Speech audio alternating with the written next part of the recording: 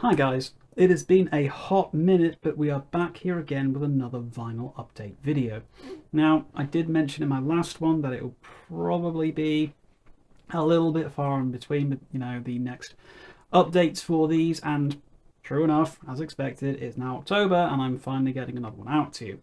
Now, obviously, the main reason why it's been a while between updating these is because I'm in the process of buying a house. So most of my disposable income is going towards paying off solicitors who are currently doing basically nothing, as I've entered that particular phase of buying a house where it takes 8,000 years for anything to happen. So to that end, I decided to buy some records to make myself feel better. So for those of you who are new to this and haven't seen one of my update videos before about my vinyl purchases, effectively all I do is I hold them up, I tell you a little bit about each of them, and just waffle for a little bit. Completely unscripted, completely just off the cuff, just complete train of thought, just complete stream of consciousness. So let's get into it. The first couple of these records, I didn't actually pay any money for these. These were actually a gift from my housemate's father, who found out that I was collecting vinyl and just gave them to me. Well, very, very cool of them. Very, very cool. So I'll show you what I have been gifted, what has been bequeathed unto me. And the first of which is a soundtrack album, and I'm pretty sure this is the only soundtrack album I own so far. Need to get on that. But it is Star Wars, the original soundtrack for the original 1977, I think, movie. Don't crucify me if I got that wrong. 77, I was right. Yay, I'm good at this. Apparently, it's the only original soundtrack album. The only one. The only one in existence. It says it right there. Beware of imitations. And apparently, once upon a time, included a special 4-colour poster. Well, it doesn't anymore. And you can tell this is a UK pressing because colour is spelled correctly. Now, I mean, there's not really much to say about the Star Wars soundtrack. Let's have a quick look. Actually, is this gatefold? Totally is. Oh yeah, look at that. There's some lovely pictures of the movie inside there. This is an incredibly good nick as well, considering that this is an original pressing from it's nearly 50 years old now, which is kind of crazy when you think about it. But what can you say about Star Wars and its music? John Williams, legendary composer, obviously, and quite frankly, one of the greatest soundtracks of all time. Its legendary status is well deserved. But it is not my favourite movie soundtrack. No. I might have to do a separate video about that, actually, and decide what my favourite movie soundtracks are. That could be kind of fun. But this is a very good one. I do like the Star Wars soundtrack quite a lot. Once again, moving on from the same source, it's time for The Beatles, Abbey Road. And once again, this is a original pressing, at least as far as I'm aware. A little bit of sun damage going on there, but it's fine. I ain't gonna look a gift horse in the mouth, yeah, I'm pretty sure this is an original press because it certainly looks like one, at least anyway. Again, much like Star Wars is not my favourite movie soundtrack, Abbey Road is not my favourite Beatles album. Everybody cites it as like one of the best, if not their absolute best in the entire world. And there are some incredible songs on here. Like, there's some really great songs on here. I mean, Here Comes the Sun, who doesn't love that? I mean, Maxwell's Silver Hammer is one of my personal favourite sort of like less well-known Beatles songs. I love that so much, Oh, and Oh Darling. Yeah, that was one of the first Beatles songs I learned to play on bass. It's really, really fun. It's not particularly hard. It's a really good track if you're thinking about picking up the bass. It's a fun song to learn. Not too difficult, and it sounds cool because you're like, hey, I'm playing the Beatles, this is awesome, I feel like, ooh, cool.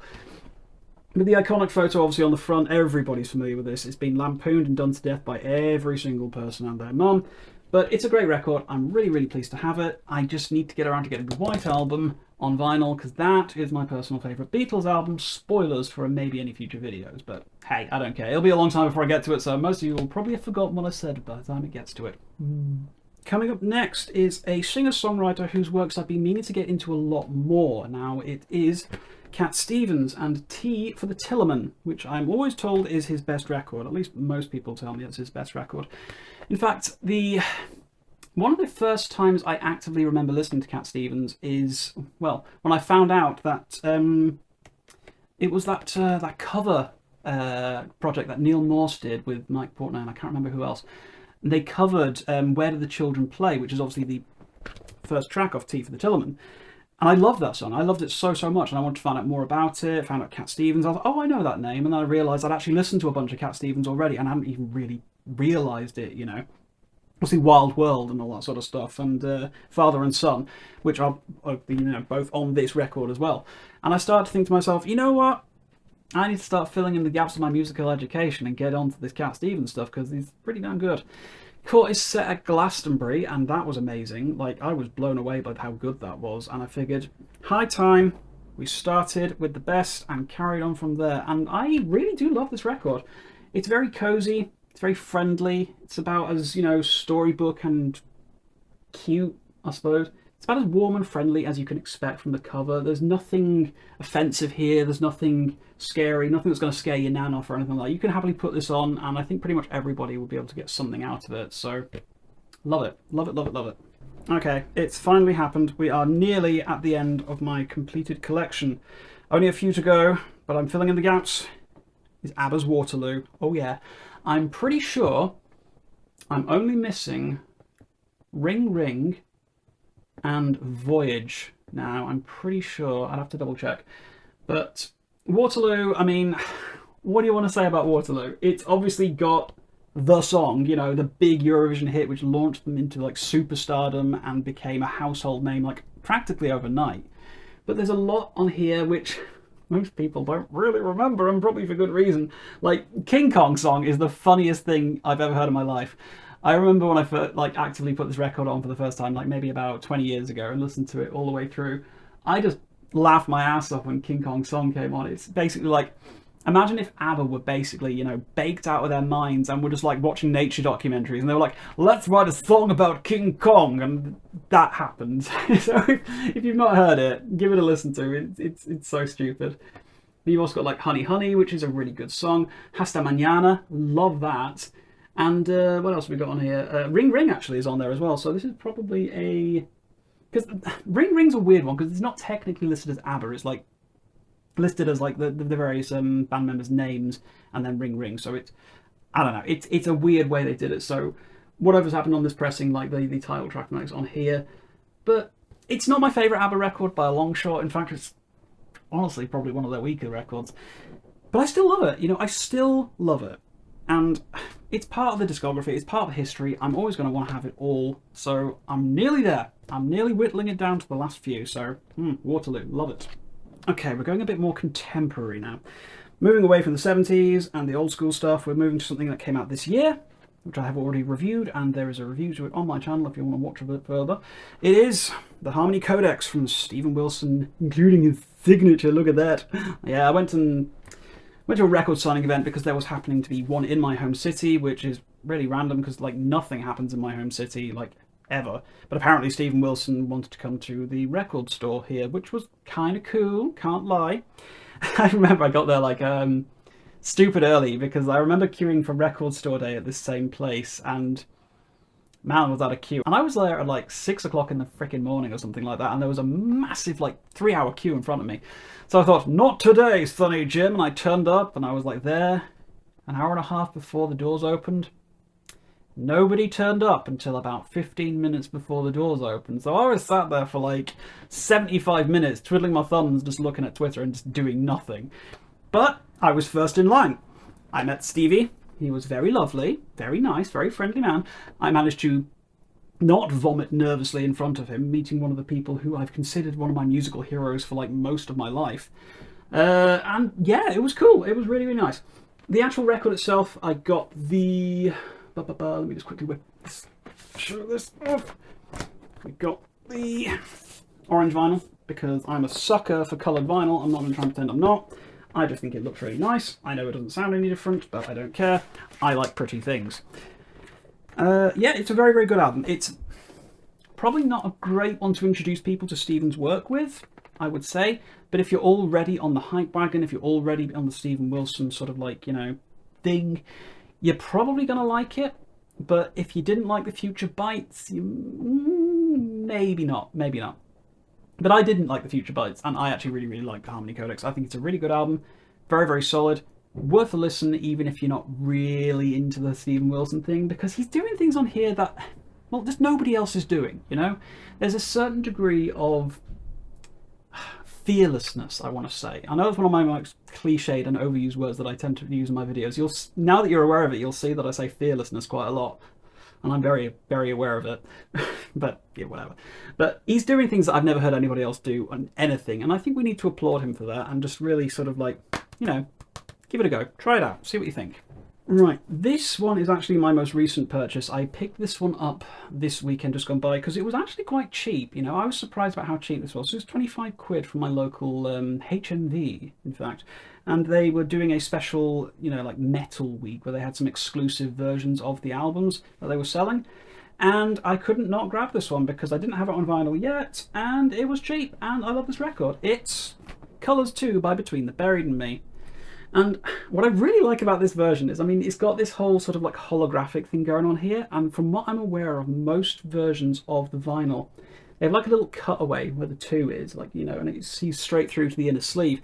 This one is this gorgeous holographic effect like that. And the actual vinyl itself is a really nice colour as well. So we'll just quickly show that off as well.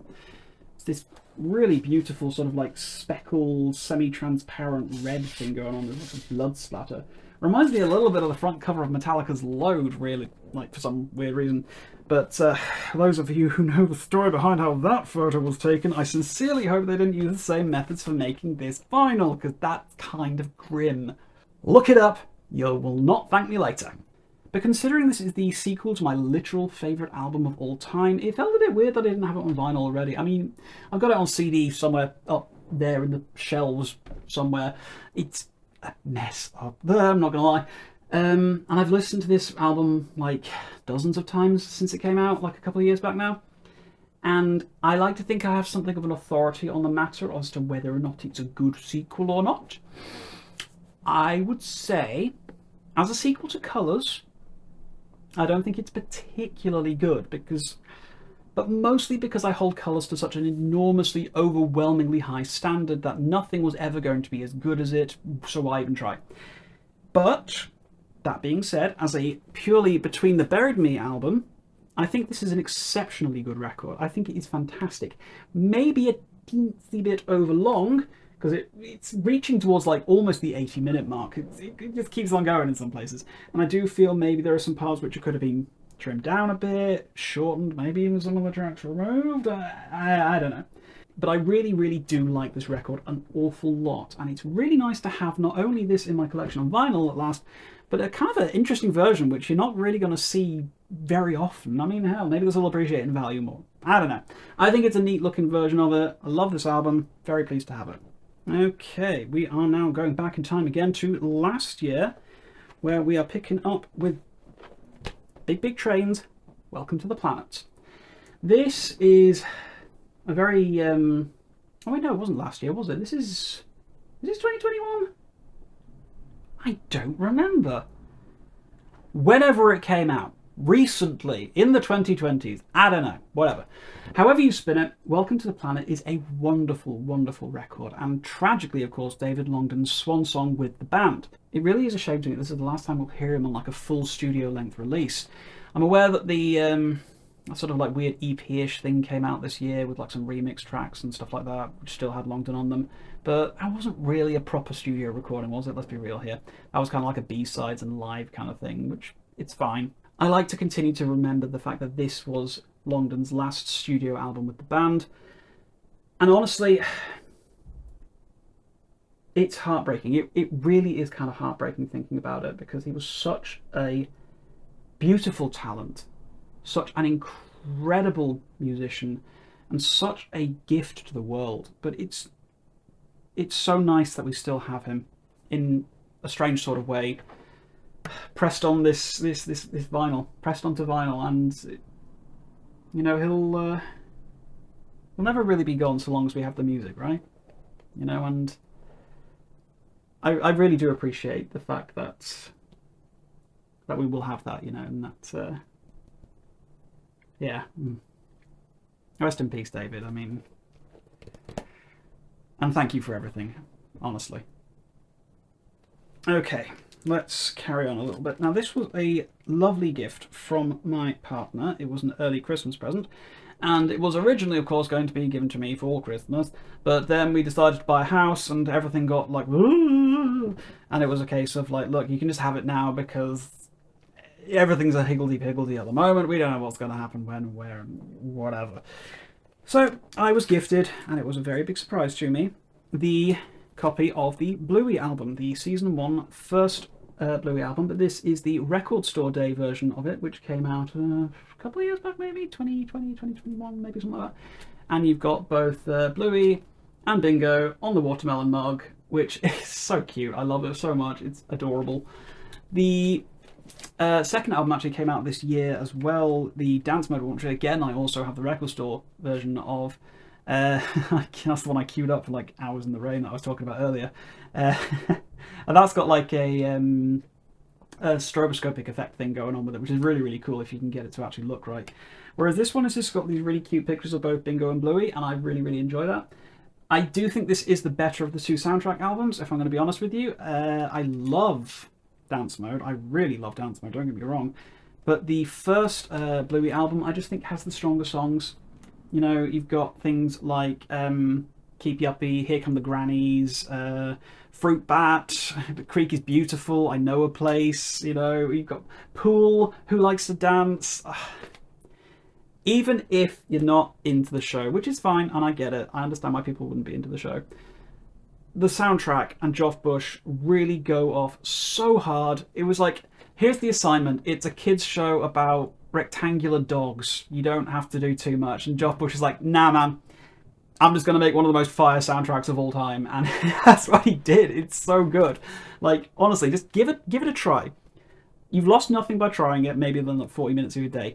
Whack it on Spotify, give it a spin, and I guarantee you, you will be stunned by the level of intricacy and dedication and just pure artistry that's gone into this soundtrack. It is so much more than just a kids' show soundtrack. Trust, love it. Delighted to have the Record Store Day versions for both of the actual albums now, so love it.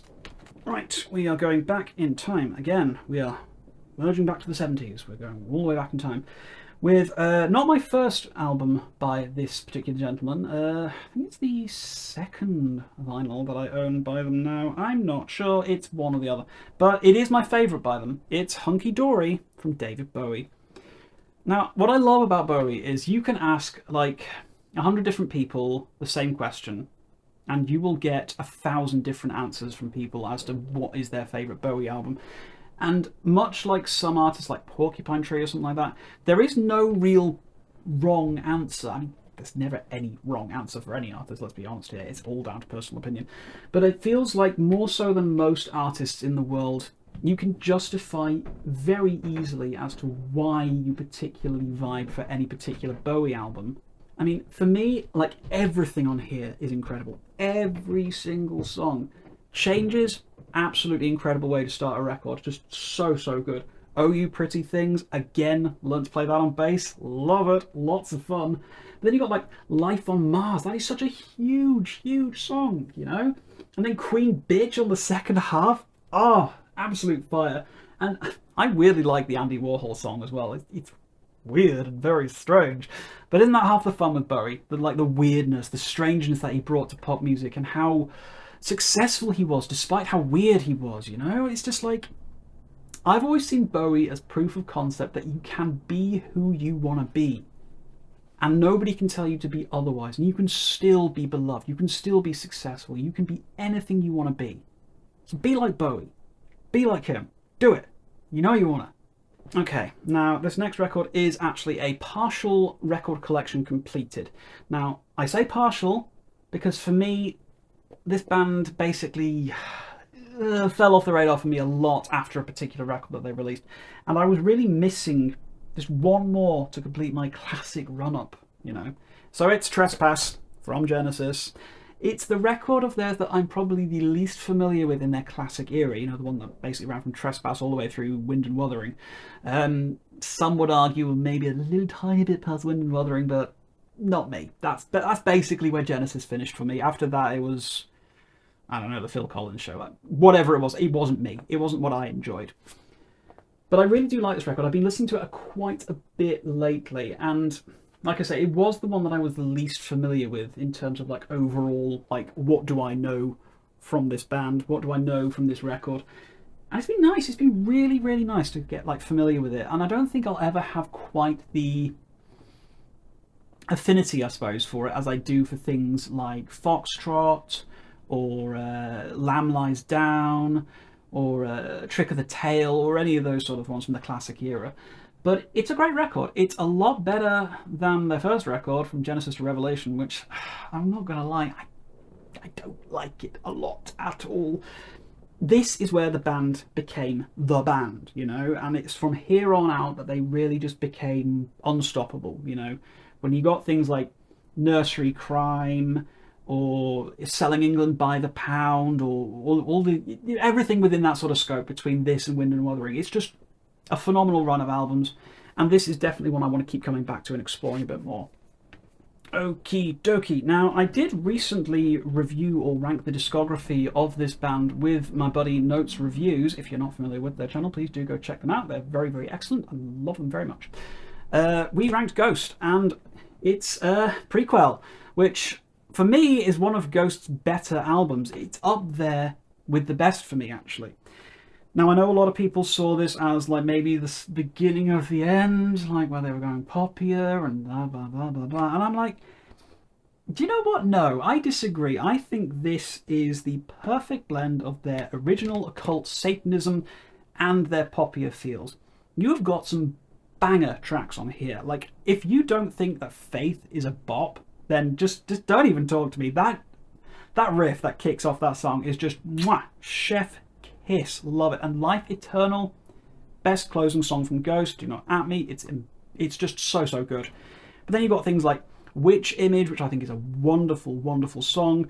You've got the two instrumental tracks on this album as well. So if you don't like Tobias Forge's voice, you got two songs which can still satisfy. I think this is a great record. I love it, love it, love it. And it's a very, very cool piece of artwork to have on a giant 12-inch vinyl like that. You know, it just looks cool, you know? Okay, we are at the end of the road, and I picked up the other week my first triple vinyl. Yeah, not a double LP, but a triple LP. Now, I want to see if there's anybody out there who can try and figure out what triple LP might I possibly have bought. I'm going to give you a tiny little clip of the top half of the album. See if... Oh, I know some of you out there will know what this is. I know Nathan on Shuffle knows exactly what this is. Yeah, you do, Nathan. Yeah, you do. It's Testimony from Neil Morse, the original Testimony album.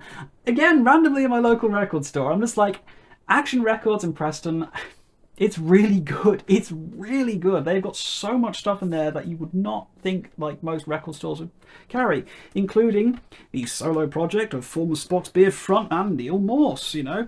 And this was, for me, one of the most powerful statements from Morse. Let's see if I can get any of it into frame. Whoa, that's difficult to do, but the gatefold is huge, and I have very little limited space. Yeah.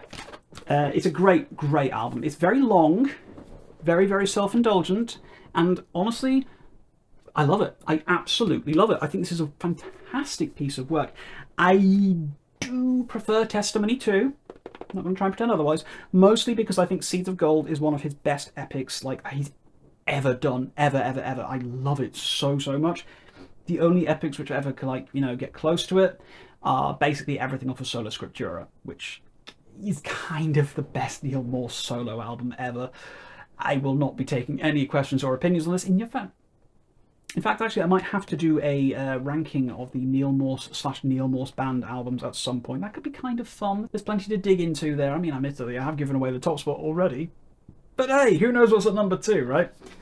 Testimony, though, I think is a great place to start if you're getting into Neil Morse's solo work. Because I think, like, for me, I feel it's the most honest and most complete version of him as a musician, you know? It feels like he's operating with no restrictions, no filter on him. He is just embracing the Lord and having the best time doing it.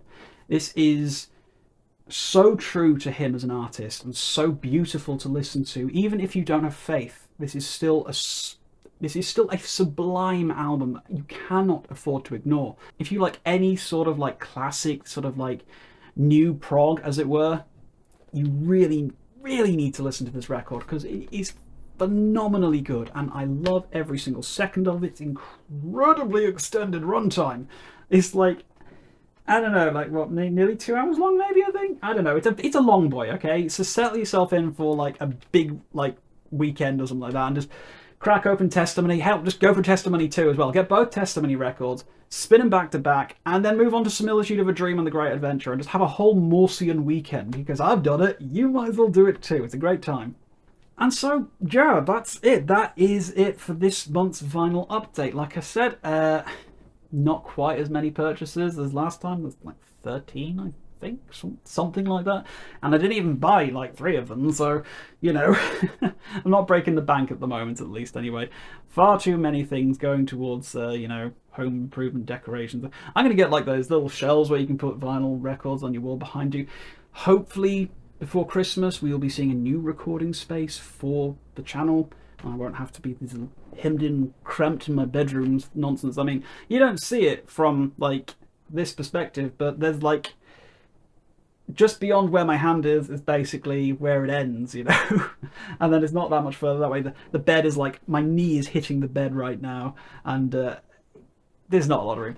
But hopefully, we're going to get a cool new recording space, and it's going to be amazing, and it'll look fantastic for the channel. And then we're going to get a cat, and I'm going to like put a little cat bed on the wall, and then the cat can sit in the background and meow aggressively at people when I try and record videos.